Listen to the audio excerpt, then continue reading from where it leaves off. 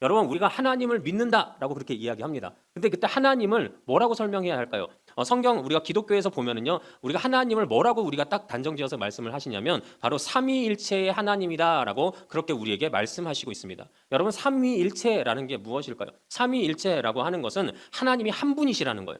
한 분이신데 그 안에 세 가지의 위격으로 하나님은 존재하신다라고 하는 뜻입니다. 좀 이상하게 들릴 수가 있어요. 아니 하나면 하나고 셋이면 셋이지. 하나면서 셋은 뭐야? 이렇게 생각하시는 분들이 있으실 거예요. 여러분 그렇습니다. 우리 인간의 생각으로는 그렇게 의문을 갖는 게 정확해요. 그게 맞아요. 자, 그런데 성경은 분명히 우리에게 그렇게 기록하고 있다는 거예요. 하나님은 유일하신 하나님, 한 분이신 하나님이시지만 그분은 우리가 보통 여호와 하나님이라고 부르는 성자 하나님과 그리고 이 땅에 오셔서 우리의 모든 죄를 십자가에서 감당해 주시고 우리를 구원해 주신 바로 성자 예수님과 그리고 지금도 우리와 함께 하셔서 우리가 온전한 삶의 길을 갈 수 있도록 도우시는 성령 하나님 이렇게 세 위격으로 존재하신다. 위격이라는 게 뭐냐면 사람에게는 인격이라고 하잖아요. 하나님에게는 이걸 위격이라고 하는 거예요. 자, 근데 이 세 위격으로 존재하신다라고 하는 것이 바로 삼위일체라는 것입니다. 여러분 솔직하게 말씀드리면요, 이거는 인간의 지식, 인간의 생각으로는 이해할 수 있는 영역이 아니에요. 성경에서 그렇게 말씀하시고 있기 때문에 우리가 그렇게 믿는 것이지. 이게 어떻게 우리가 받아들여야 될까? 이걸 우리가 어떻게 잘 이 세상 언어로 표현할 수 있을까라는 것들을 표현하면 표현할수록 점점 꼬이는 게 이 삼위일체에 대한 거예요. 그래서 우리가 분명히 알아야 되는 것은 삼위일체는 우리가 하나님에 대해서 지식적으로 이해해야 될 부분이 아니라 성경에서 말씀하시고 있는 것이니 믿음으로 받아들여야 할 영역이라는 것을 우리가 반드시 기억해야 하는 것입니다. 자, 그런데 우리가 지난번에 뭘 봤었죠? 오중복음 중에서 중생의 복음, 즉 예성자 예수님으로 인하여 그 그리스도로 인하여 우리가 믿음으로 구원받게 된 그 중생의 복음에 대해서 봤어요. 자, 근데 그 중생의 복음을 통하여 그렇게 하나님 안에서 구원받은 우리 성도들에게 누가 오십니까? 바로 성령님이 임하시게 되는 거예요. 그리고 그렇게 성령이 내 안에 오셔서 우리가 성령 충만한 삶을 살아갈 때 우리는 온전한 그리스도인으로서 살아갈 수 있게 되는 것입니다. 여러분 그렇기 때문에 성령 충만함은 내가 받아도 되고 안 받아도 그만인 것이 아니라 반드시 믿음의 성도들이 받아야만 하는 믿음의 영적 체험인 것을 우리는 반드시 깨달아 알아야 되는 것입니다. 때문에 믿음의 성도는 늘 성령님께 나와 함께 하시기를 간절히 간구하고 꿈꾸고 사모하는 믿음의 삶을 살아야 하는 것입니다. 여러분 그런데 도대체 성령 충만함이 성령님께서 내 안에 오심이 왜 그렇게 중요한 걸까요? 그냥 성령 충만함 받지 않고 그냥 살면 안 될까요? 그거 안 받고서 그냥 우리가 그냥 믿음으로 살면서 그냥 그렇게 주님만을 의지하면서 구원받으면 안 될까요? 왜 성경은 우리에게 성령 충만한 삶을 살라고 말씀하시고 있는 것일까요? 더 나아가서 성령 충만함이 도대체 우리에게 주는 의미가 과연 무엇이겠냐는 것입니다. 오늘 저는 여러분들과 함께 이 점을 잠시 동안 나누어 보고자 하는데요. 자, 우리가 첫 번째로 발견하게 되는 성령 충만의 의미는 바로 이것입니다. 자, 우리 다 같이 한번 따라해 보겠습니다. 하나님께서 지금도 우리와 함께 하신다. 자, 하나님께서 지금도 우리와 함께 하신다. 자, 그렇습니다. 성령 충만함의 첫 번째 의미는 하나님께서 지금도 우리와 함께 하신다라고 하는 의미인 것입니다. 여러분 제가 전에도 말씀드렸던 것처럼요. 인간은 죄로 인해서 하나님과 단절되었습니다. 그런데 그 완전하신 하나님과 단절되면서 인간은 절망적인 존재가 될 수밖에 없었다는 거예요. 그래서 인간에게 첫 번째로 임한 저주가 무엇이었습니까? 바로 환경의 저주가 임했습니다. 그래서 그때부터 인간은 이 세상을 살아갈 때 고난 중에서 살아가요. 환난 중에서 살아가요. 여러분들의 삶만 봐도 그렇지 않습니까? 나는 지금까지 살아오면서 아무 걱정 없었어요. 아무 문제 없었어요. 이렇게 말씀하시는 분들은 아마 아무도 없으실 거예요. 제가 예전에 어느 권사님이랑 얘기를 하는데 그 권사님이 저한테 그런 얘기를 하시더라고요. 목사님, 제가 지금까지 고통당한 얘기를 책으로 쓰면은요 대하 전집이 될 겁니다. 막 이런 얘기를 하시는 분들이 있어요. 근데 제가 보면 그 권사님만 그런 것 같지 않아요. 아마 여기 계신 분들도 책으로 쓰라고 하면 여러분들도 아마 전집을 쓰실 거예요. 네, 우리 저기 있는 학생들은 조그맣게 이제 장편 소설 정도 쓸 것 같고, 네, 우리 여러분들은 아마 전집 막 몇 권을 막 쓰실 수 있으실 거예요. 여러분 그래요. 우리가 살면서 이렇게 고통당하면서 살아요. 행복하게 살았으면 좋겠는데, 아주 좋게 살았으면 좋겠는데, 나이스하게 살았으면 좋겠는데 그렇지 못하고 고통 중에 산다는 거예요. 근데 이것이 왜 그런 거예요? 우리가 하나님으로부터 그 영원하신 하나님으로부터 죄로 인해 단절됐기 때문에 이런 일들이 벌어졌다는 거예요. 여러분 또 인간에게 임한 저주가 있습니다. 그게 뭡니까? 하나님과 단절됨으로 인하여 우리에게 육신의 저주가 임하게 되었다는 거예요. 이건 뭐냐? 인간이 그때부터 병들기 시작했다는 거예요. 그때부터 생명이 무한한 존재가 아니라 생명이 유한한 존재가 될 수밖에 없었다는 거예요. 그래서 성경에서 뭐라고 말씀하십니까? 한 번 죽는 것은 사람에게 정해진 일이요. 여러분 이게 무슨 얘기예요? 이 땅에 살아가는 모든 사람들, 우리 이 자리에 있는 모든 사람들은 언젠가는 그 죽음을 맞이할 수밖에 없는 그런 존재가 될 수밖에 없었다는 거예요. 여러분 근데 감사한 것은 우리가 그렇게 죄로 인해 절망에 빠졌지만 그런 인간에게 누가 오셨습니까? 바로 예수 그리스도께서 오셨다는 거예요. 그리고 그 예수 그리스도께서 우리가 다시금 하나님의 자녀로, 다시 말씀드리면 그 저주에서 벗어나는 구원의 길을 우리에게 열어주셨다는 것입니다. 그리고 그 예수 그리스도가 그 구원의 길을 열어주시고 난 이후에 우리에게 누구를 보내주십니까? 바로 성령 하나님. 더 구체적으로 이야기하면 보혜사라고 성경에서 이야기하는데, 이는 돕는 자, 위로자라고 하는 뜻이에요. 즉 우리를 위로하시고 우리를 도우시는 그 성령 하나님을 우리에게 보내주셔서 우리가 온전한 구원의 길을 갈 수 있도록, 온전한 그리스도인이 될 수 있도록 주님께서 그렇게 만들어 주셨다는 것입니다. 여러분, 그래서 예수님께서 부활승천하시기 전에 그 남겨질 제자들에게 요한복음 14장 16절에서 이렇게 말씀하시고 있어요. 우리 다 같이 한번 읽어볼까요? 시작. 내가 아버지께 구하겠으니 그가 또 다른 보혜사를 너희에게 주사 영원토록 너희와 함께 있게 하리니. 아멘. 자, 그래요. 누구를 보내주사? 보혜사, 즉 성령을 우리에게 보내주사 그 성령께서 어떻게 하시겠대요? 우리와 영원히 함께 있게 하시겠다라고 주님 말씀하여 주셨던 것입니다. 여러분, 그렇습니다. 여러분, 어두캄캄한 길을 여러분들이 막 걸어가요. 그럼 무서워요? 무섭지 않아요? 무서워요. 그렇죠? 예. 여러분, 제가 예전에 그 청년부 때 제가 전에도 한번 말씀드린 것 같은데 담력 훈련을 했어요. 어느 수련회에서 담력 훈련을 하는데 그게 제 인생의 가장 무서운 담력 훈련이었어요. 왜인지 아세요? 왜 담력 훈련이 그렇게 무서웠을까요? 막 귀신 분장하는 사람이 중간에서 나와서 무서웠을까요? 아니에요. 그 담력 훈련의 유일한 한 가지 프로그램이 뭐였냐면 혼자 가게 하는 거였어요. 어두운 길을 촛불 하나 주더니 혼자 가래요. 지도 보면서. 예, 아무것도 뭐 당치되어 있는 게 없었어요. 근데 혼자 간다라고 하는 그 사실이 너무 두렵더라고요. 여러분, 근데 아무리 어두컴컴한 길, 아무리 무서운 길이라고 할지라도요, 친구와 함께 갔는다면, 또 여러 명의 사람들과 함께 걷는다면 그 길이 전혀 무섭지 않게 된다라고 하는 것입니다. 여러분, 그래야 우리가 사람하고만 함께 해도요, 이처럼 두려운 순간 속에서 두렵지 않는 평안함을 얻을 수 있게 된다는 거예요. 여러분, 근데 성령 충만함이라는 게 무엇입니까? 바로 하나님이신 성령님께서 나와 함께 하신다는 거예요. 그러니 이를 분명히 믿는 자는 어떻게 되는 거예요? 삶의 고난 속에서, 역경 속에서, 어려움 속에서 그것 때문에 눌려 사는 것이 아니라 오히려 그 두려움 속에서 마음의 평안을 얻고 주님 주시는 자유함을 얻을 수 있게 되는 것, 그것이 바로 성령 충만의 은혜라는 것을 우리는 반드시 깨달아 알아야 된다라고 하는 것입니다. 우리가 아무리 절망스러운 삶을 살아요, 아무리 고난스러운 삶을 살아요, 이제는 정말 내 앞에 답이 없는 것 같은 그런 순간을 산다 할지라도 그 안에 성령께서 우리와 함께하고 계시다면 우리는 그 가운데서도 진짜 말도 안 되는 평안함을 얻어낼 수 있게 된다라고 하는 것입니다. 여러분, 제가 얼마 전에 간증을 하나 봤는데요. 바로 이제 개그 우먼 중에 박보미라고 하는 자매가 있어요. 아마 여러분들도 많이 보셨을 거예요. 그 개그 콘서트에서도 아마 보셨을 것이고, 또 여기 화면에 나온 것처럼 미스터 선샤인이라고 하는 굉장히 유명한 드라마가 있었는데 여기서도 연기자로 나오면서 그 연기를 했던 이 자매가 있었어요. 이 자매가 굉장히 신앙이 좋아요. 근데 신앙이 좋은데 2020년에 박요한이라고 하는 축구 선수를 만나가지고 결혼을 합니다. 둘 다 신앙이 굉장히 좋아요. 그래서 이 둘이 은혜 가운데, 그 축복 가운데 결혼을 하게 되고, 그리고 나서 시몬이라고 하는 아들을, 정말로 떡두꺼비 같은 건강한, 지금 보시기에도 애가 살이 포동포동 올라와 있잖아요. 이런 아들을 얻게 돼요. 얼마나 사랑스러웠을까요? 그렇죠? 얼마나 막 눈에 넣어도 아프지 않다라고 하는 그 말이 아마 이런 아이들을 통하여서 그 부모가 느끼는 감정이었을 거예요. 근데 이 가정에 문제가 생깁니다. 어떤 문제가 생기냐면 저렇게 튼튼해 보이는 포동포동했던 저 시몬이라고 하는 아이에게 어느 날 갑자기 열이 나기 시작을 하는 거예요. 근데 문제는 해열제를 먹였는데 열이 떨어지지가 않아요. 그러더니 어느 순간에 애가 경기를 일으키기 시작해요. 이 박봄이라고 하는 자매가 그때 당시 남편은 축구 경기하러 지방에 내려가 있어가지고 이 아이를 들고 병원으로 뜁니다. 그러면서 막 나중에는 앰뷸런스를 타고 막 가는데, 문제는 그렇게 가다 보다 보니까 아이가 심정지가 와버렸어요. 그래서 자신이 이렇게 품에 안고 있는데 애가 경기를 하더니 온 몸에서 힘이 쭉 빠지는 것을 자기가 경험했다는 거예요. 여러분, 부모로서 그런 거 경험하면 얼마나 괴로울까요? 근데 그러고서 병원에 갔어요. 다행히 아이가 심장이 뛰기 시작을 했어요. 근데 하지만 아이의 몸은 점점 나빠지기 시작했고 결국 일주일 만에 아이는 세상을 떠나고 말았다라고 하는 것입니다. 여러분, 생각해 보십시오. 자녀의 죽음, 그것도 너무 소중했던 자녀, 내가 너무 사랑했던 그 자녀가 자신의 품 안에서 그렇게 힘없이 아파하다가 죽어버렸다라고 하는 그 사실은 부모에게 있어서 다시 없을 그런 상처가 될 수밖에 없게 된다라고 하는 거예요. 정말 가슴 아픈 일일 수밖에 없다는 것입니다. 특히 자녀들을 기르고 있는 부모님들은 이 감정을 아마 느끼실 수 있으실 거예요. 저도 예전에 제가 한번 그런 상상을 한번 해본 적이 있어요. 저희 애들이 어렸을 적에, 다운이, 경훈이가 어렸을 적에 얘네들이 혹시라도 무슨 사고가 나서 어느 날 갑자기 하나님 곁으로 가면, 이 세상에서 죽으면 어떤 기분이 들까 하고 잠깐 상상을 해봤어요. 근데 잠깐 상상을 하던 제가 소스라치게 놀란 게 그 상상을 하는 것만으로 너무 싫은 거예요.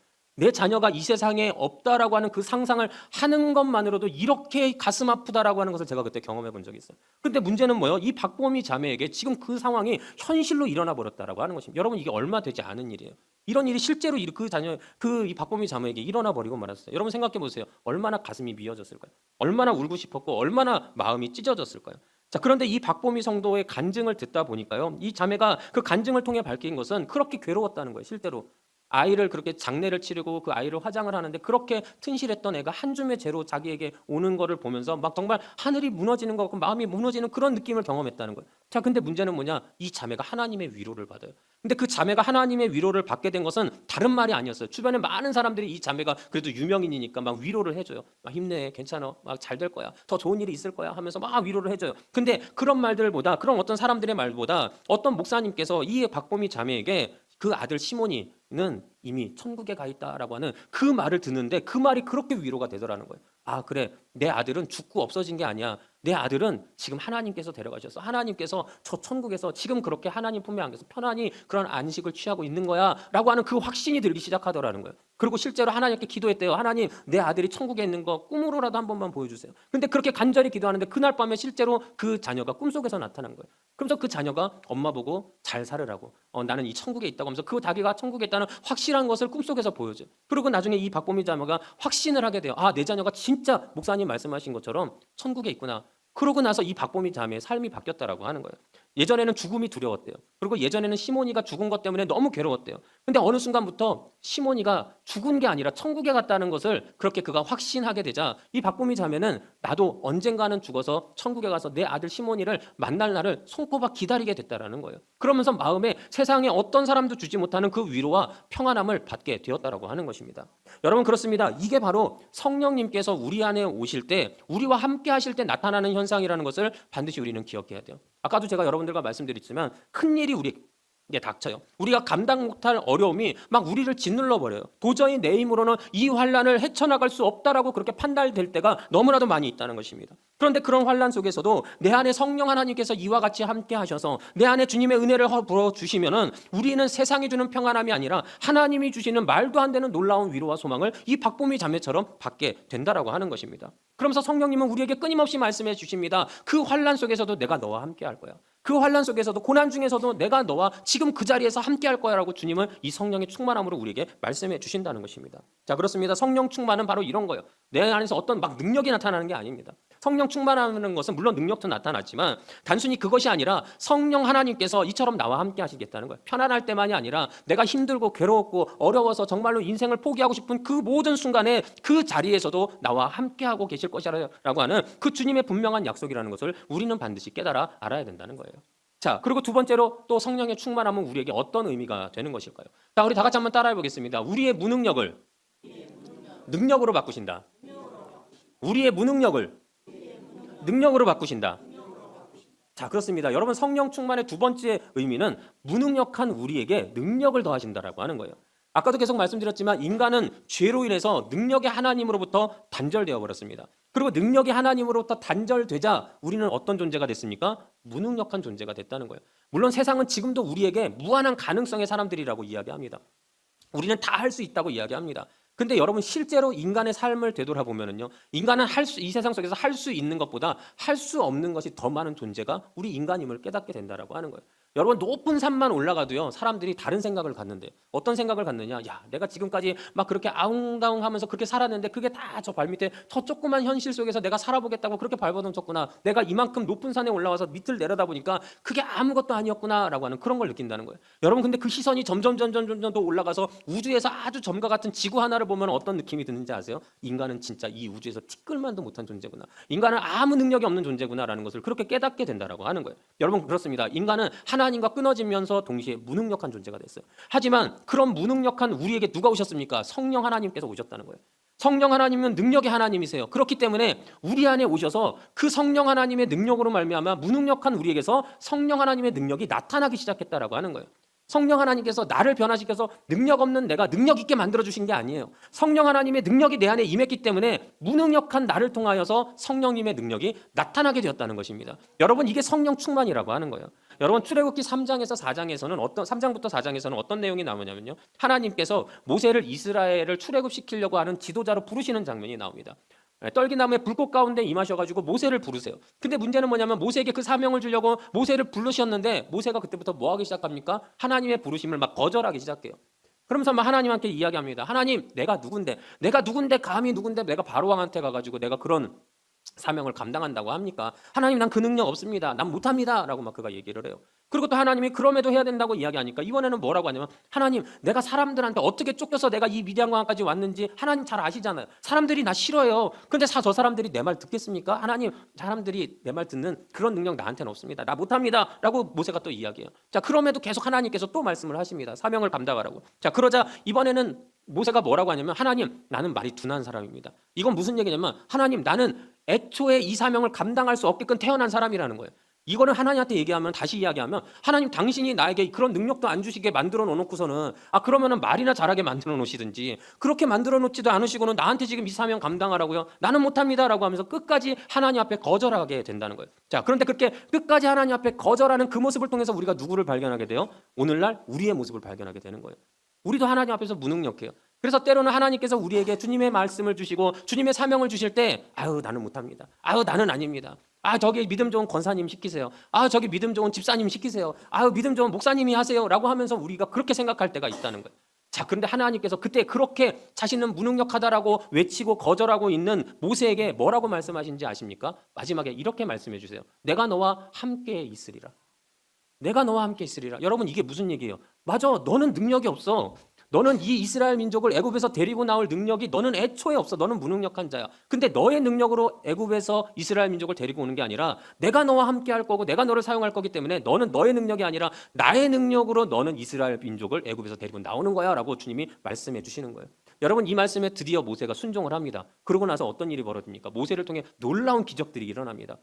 여러분들이 성경에서 보시면 아시잖아요. 모세를 통해서 수많은 기적들이 일어나게 되고 그렇게 기적으로 애굽에서 결국에는 이스라엘 백성들을 모세는 데리고 나올 수 있었다라고 하는 것입니다. 자, 그렇습니다. 하나님께서 나와 함께 하신다라는 것을 몰랐던 모세는 뭐만 보고 있습니까? 자신의 무능력만 보고 있어요. 심지어는 하나님 내게 그 능력 주시지 않았잖아요 라고 하면서 없는 능력만을 보고 있다는 거예요. 자, 하지만 하나님께서 그와 함께 하심을 알게 하셨을 때 그는 결국 나와 함께 하시는 하나님의 능력으로 인하여 놀라운 기적이 나를 통해 나타난다는 것을 깨닫게 됐다는 거예요. 그러자 그 사명을 감당하는 민족의 지도자가 될 수 있었다는 것입니다. 여러분, 성령 충만이 바로 이와 마찬가지라고 하는 거예요. 그래서 성경 속에서 보면 성령 충만을 받은 사람들마다 어떤 일이 벌어집니까? 그들의 삶이 변화되는, 완전 180도로 바뀌어지는 역사를 우리는 성경 속에서 보게 됩니다. 왜 그들의 삶이 바뀔까요? 그것은 그들이 능력이 없다가 능력이 갑자기 생겨서 바뀌는 게 아니라 그들은 여전히 능력이 없어요. 무능력해요. 하지만 성령께서 그들과 함께 하셔서 성령의 능력이 그들을 변화시키고 그들의 삶을 통하여 나타나시다 보니까 그들의 삶이 180도 변하게 된다는 것입니다. 그 대표적인 인물이 누굽니까? 바로 베드로라고 하는 인물이라는 거예요. 베드로가요, 성령 충만을 받기 전에는 예수님이 잡히시자 바로 예수님을 버리고 도망쳐 버립니다. 그리고 사람들이 무서워서 숨어 버립니다. 사람들 앞에 나가지를 못해요. 자, 그런데 그런 그가 오순절날 마가의 다락방에서 성령의 충만함을 입게 됩니다. 그러자 어떻게 됩니까? 무서워서 도망쳤던 사람들 앞으로 나가기 시작해요. 그리고 담대하게 그들 앞에서 복음을 전하기 시작하는데 이때 무슨 능력이 나타납니까? 3,000명이 그 말씀을 듣고 회개하는 능력이 나타난다는 거예요. 여러분, 베드로가 갑자기 능력이 생겨서 이런 일이 벌어졌습니까? 아니에요.